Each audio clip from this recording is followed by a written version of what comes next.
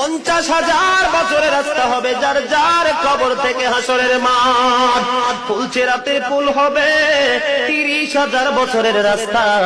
আমার উম্মত গুলো কিভাবে রে পায়ে হেঁটে তারা অতিক্রম করবে? বন্ধু নবী এমনি এমনি কাঁদেনি রে, নবী জানিয়ে দিয়েছে কাল কিয়ামতের ময়দানে উম্মত গুলো খালি পায়ে থাকবে, মাটি তো তামা থাকবে। ও বন্ধু, তাদের শরীরে কোনো পোশাক থাকবে না, উলঙ্গ অবস্থায় থাকবে।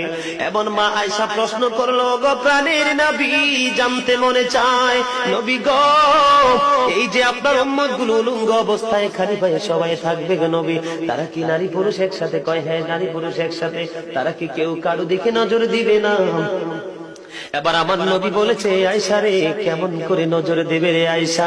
বন্যার পানি যেমনি প্রবল বেগে বৃদ্ধি পেয়ে পৃথিবীর মানুষগুলোকে গ্রাস করে ফেলে, কাল কিয়ামতের দিন এই জাহান্নামের আগুন মানুষের দিকে বন্যার মতো প্রবল বেগে ছুটে এসে মানুষকে ঘিরে ফেলবে।